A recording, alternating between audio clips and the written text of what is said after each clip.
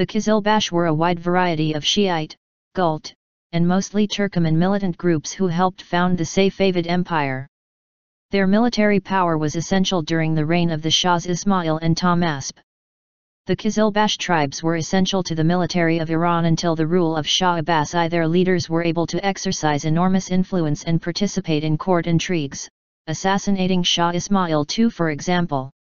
A major problem faced by Ismail I after the establishment of the Safavid state was how to bridge the gap between the two major ethnic groups in that state, the Qizilbash, Redhead, Turcomans, the men of sort of classical Islamic society whose military prowess had brought him to power, and the Persian elements, the men of the pen, who filled the ranks of the bureaucracy and the religious establishment in the Safavid state as they had done for centuries under previous rulers of Persia, be they Arabs, Mongols, or Turkmens. As Vladimir Minorsky put it, friction between these two groups was inevitable, because the Qizilbash were no party to the national Persian tradition.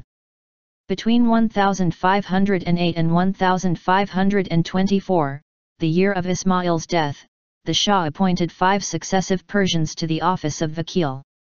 When the second Persian Vakil was placed in command of a Safavid army in Transoxiana, the Qizilbash, considering it a dishonor to be obliged to serve under him, deserted him on the battlefield with the result that he was slain. The fourth Vakil was murdered by the Qizilbash, and the fifth was put to death by them.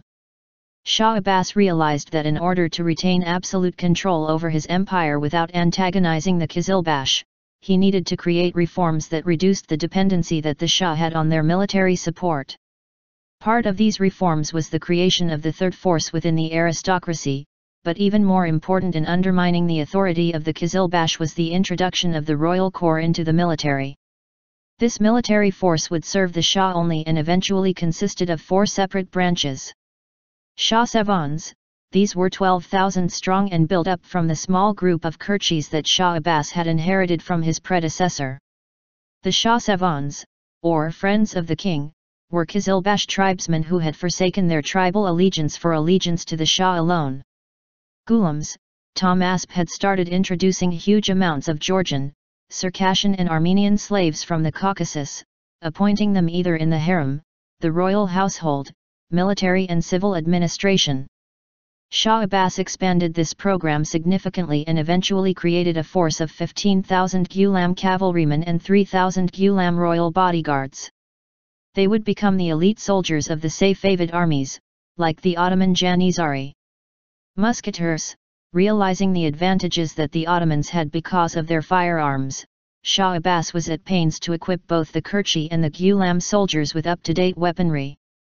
More importantly, for the first time in Iranian history, a substantial infantry corps of musketeers, Tufangkais, numbering 12,000, was created. Artillery corps, with the help of Westerners, he also formed an artillery corps of 12,000 men, although this was the weakest element in his army.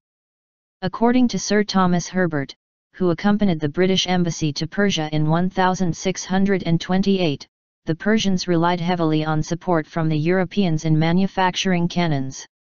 It wasn't until a century later, when Nader Shah became the commander-in-chief of the military, that sufficient effort was put into modernizing the artillery corps and the Persians managed to excel and become self-sufficient in the manufacturing of firearms.